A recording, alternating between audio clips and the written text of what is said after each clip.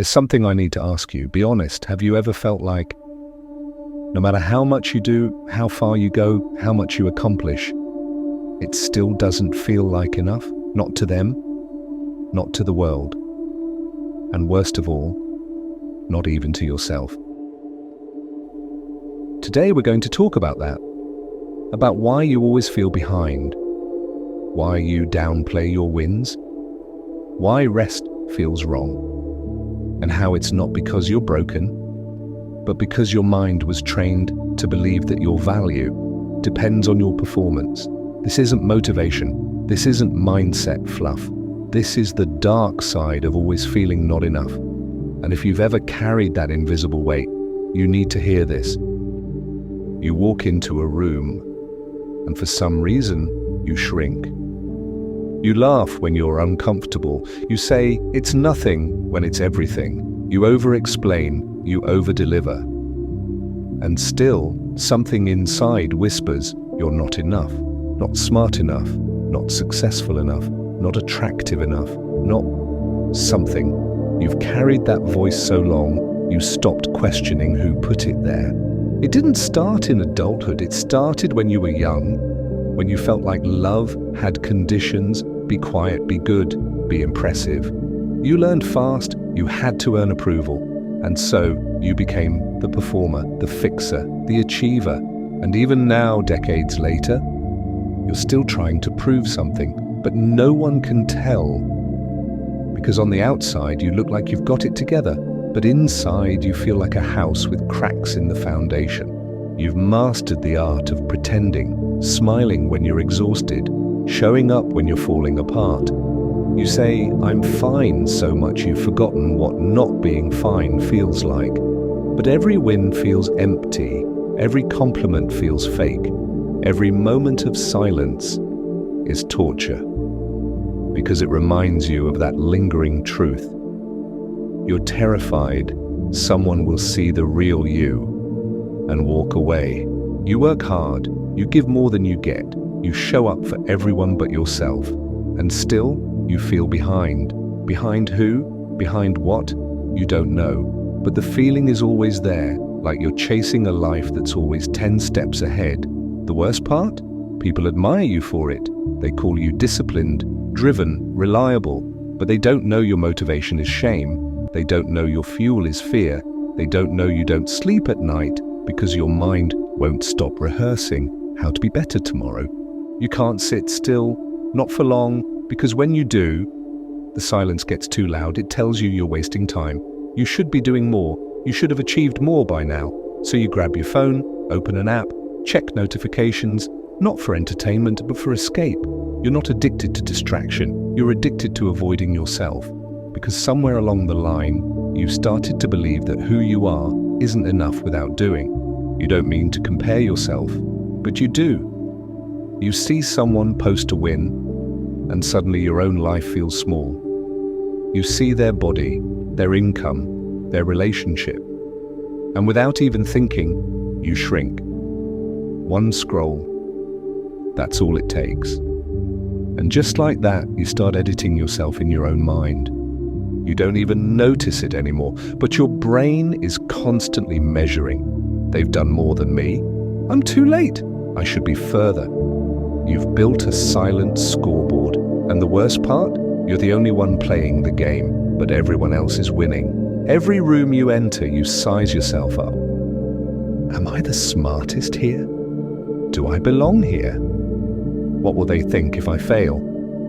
You're not listening to people anymore. You're scanning for proof you're not enough. Proof that you're falling behind. Proof that they've figured something out that you haven't. That feeling you get when someone compliments you and you immediately question it? That's not modesty. That's fear. Fear that if they really knew you, they'd take it back. So you keep performing, keep producing, keep proving. But it never lands, because no matter how much validation you collect, you've already decided you don't deserve it. The problem with comparison is that you're not comparing reality. You're comparing your behind the scenes to someone else's highlight reel. You're 2 a.m. panic to their filtered caption, your entire journey to a single frame. And somehow, you always come up short. That's not a fair fight. That's emotional suicide. What if you're not actually falling behind? What if the life you're chasing, isn't even meant for you? What if you've been so busy trying to become enough that you've never stopped to ask, enough for who? You keep telling yourself, I'm working on me. I'm becoming the best version of myself. But deep down, you're not trying to grow. You're trying to fix. Fix the part of you that still feels unlovable. Fix the wound that won't stop bleeding, no matter how much you succeed. You've read the books, watched the videos, taken the courses. You've journaled, meditated, manifested, visualized. And yet, every night, you lie there with that ache, like you still haven't earned the right to feel proud. Because no matter how much better you become, you always feel like it's still not enough. The finish line keeps moving. You hit a goal and immediately raise the bar. You lose weight and start criticizing something else. You level up. But it still doesn't feel safe to stop. Why? Because you've tied your identity to the chase. And the moment you stop chasing, the fear comes back, the fear that without all your achievements, you're just ordinary. And to you, ordinary feels like failure. You've mistaken movement for meaning. You stay busy because stillness terrifies you. You set new goals before you can celebrate the old ones. You build and build and build, but never arrive. Because the truth is, you don't believe in rest. You believe in earning rest. And no matter how much you do, you never feel like you've earned it. What if all this self-improvement is just a disguise? What if you're not healing? You're hiding. Hiding from the terrifying possibility that you were always worthy, that all this trying, striving, proving was never necessary, just familiar. The first step is seeing the pattern, not judging it, not fixing it, just seeing it. How you shrink around certain people. How you feel guilt when you're not productive. How you wait for someone else to tell you you're doing okay. That's the loop. And it's been running in the background for years. Someone made you feel like love had conditions. Someone made you feel like you had to earn safety. Someone taught you, directly or indirectly, that your value came from performance. And here you are, decades later, still trying to win a game you never agreed to play. You didn't create the wound, but now it's your responsibility to stop passing it down. What if you don't need to become more? What if you just need to unlearn? Unlearn the lie that stillness is laziness. Unlearn the lie that mistakes make you unlovable. Unlearn the lie that you need to be perfect to be accepted. These beliefs didn't come from truth. They came from pain. You don't heal by achieving. You heal by returning. Returning to yourself. Returning to your breath. Slowing down, listening in. Saying, I am enough, not as a mantra, but as a rebellion. A rebellion against everything that tried to tell you otherwise. Feeling not enough isn't the truth.